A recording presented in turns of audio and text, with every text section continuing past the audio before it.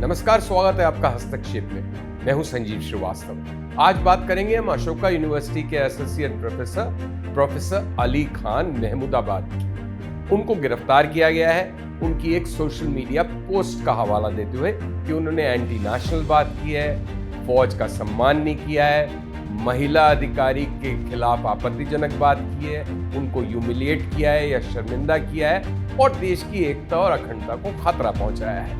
ये है उनके खिलाफ केस। उनको गिरफ्तार कर लिया गया है। उनकी मोस्ट प्रोबेबली बेल हो जानी चाहिए जमानत पे। सुप्रीम कोर्ट पे जल्दी सुनवाई होगी इस मामले में। लेकिन मुद्दा ये है कि क्या उनको गिरफ्तार करना चाहिए था या क्या इस तरह की बातों का इतना जबरदस्त हमें बतरंग बनाना चाहिए या उस पर इतना हंगामा खड़ा करना चाहिए। तो मैं बताऊंगा आपको इस विषय के बारे में तफसील से, मेरी राय भी दूंगा, मेरी समझ भी आपके साथ साझा करूंगा। प्रधानमंत्री ने इस विषय पे क्या कहा है हिंदू मुस्लिम एकता के विषय में, उस पर भी चर्चा करेंगे और फिर आपकी राय भी मांगेंगे। लेकिन आगे बढ़े उससे पहले अनुरोध आपसे कि प्लीज हमारे कंटेंट को लाइक सब्सक्राइब कीजिए, पसंद आता है आपको हमारा कंटेंट शेयर भी कीजिए और चैनल का बेल आइकॉन दबाइए।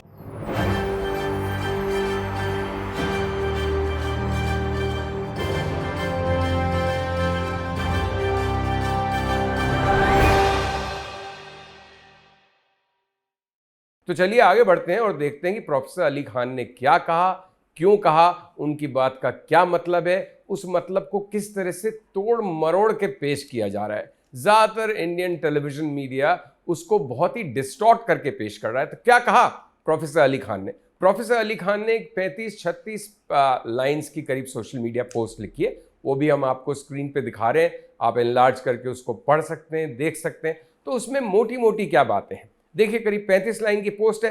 पहली 12-14 लाइन तो उन्होंने बिल्कुल भारत की तारीफ लिखी है, ऑपरेशन सिंदूर को सक्सेसफुल बताया है और कहा है कैसे इंडिया ने गोल पोस्ट चेंज कर दिया है कि अब पाकिस्तानी आर्मी और जो Pakistani army non state actors का इस्तेमाल करती थी, टेररिस्ट का इस्तेमाल करती थी, वो डिस्टिंक्शन को, उस फर्क को कोलैप्स कर दिया गया है, उस फर्क को मिटा दिया गया है। मतलब ये कि उन्होंने कहा कि भारत ने ये सही कदम उठाया है कि आइंदा पाकिस्तानी सेना इस आड़ में नहीं छुप सकती, टेररिस्ट को शिखंडी की तरह नहीं इस्तेमाल कर सकती आतंकवादियों को कि भाई हम अलग हैं ये अलग है। तो इंडियन स्टेट ने ये फर्क मिटा दिया है और अगली बार एक कन्वेंशनल कार्रवाई उसी तरह की होगी जिस तरह से ऑपरेशन सिंदूर में हुई। तो उन्होंने कहा ये पाकिस्तानी सेना के लिए और पाकिस्तानी सरकार के लिए एक चेतावनी है।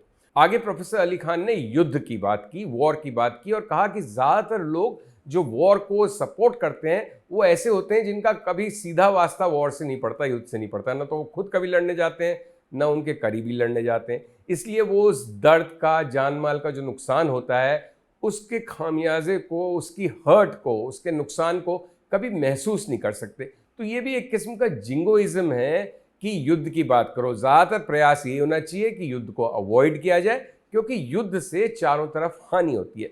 फिर उन्होंने एक लाइन और लिखी कि किसी भी पॉलिटिकल कॉन्फ्लिक्ट का या किसी भी राजनीतिक विवाद का सैन्य हल नहीं हो सकता, किसी पॉलिटिकल कॉन्फ्लिक्ट का मिलिट्री सोल्यूशन नहीं होता। और इतिहास गवाह है। अब उसमें कुछ लोगों का एतराज है कि ये इसको पॉलिटिकल कॉन्फ्लिक्ट बता रहे हैं क्या कश्मीर को। अरे भाई कॉन्फ्लिक्ट तो है ना, एक विवाद तो है भारत और पाकिस्तान में।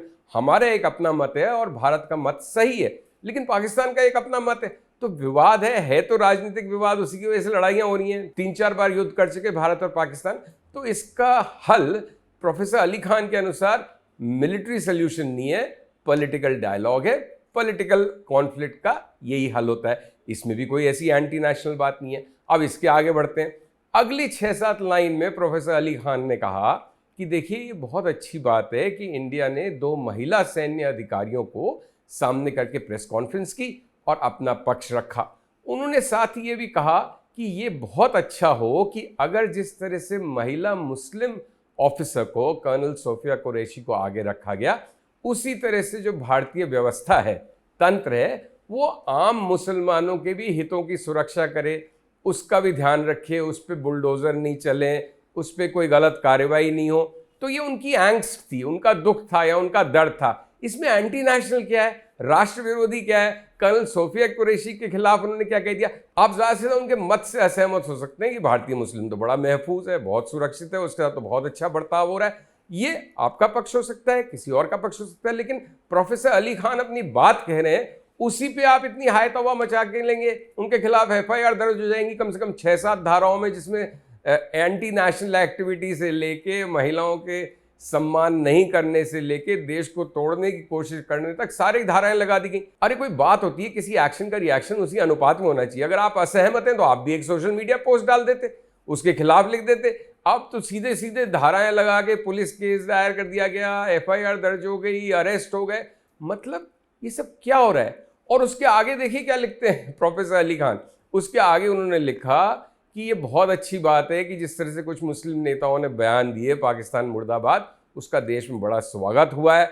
उन्होंने कहा ये भी कुछ अजीबोगरीब बात है कि ऐसे समय पे ऐसे बयानों का स्वागत हो रहा है, बाकी ऐसे नेता हमेशा निशाने पे रहते हैं, टारगेट पे रहते हैं। लेकिन उन्होंने कंक्लूड अपनी पोस्ट को ये कह के किया है कि जिस आइडिया पे कि मतलब दो अलग अलग धर्म है, उसी हिसाब से राष्ट्र बनने चाहिए, जिस आइडिया पे पाकिस्तान बना वो आइडिया गलत साबित हुआ है। और भारत का आइडिया जो है, द आइडिया ऑफ इंडिया, वो काफ़ी हद तक अभी भी महफूज है।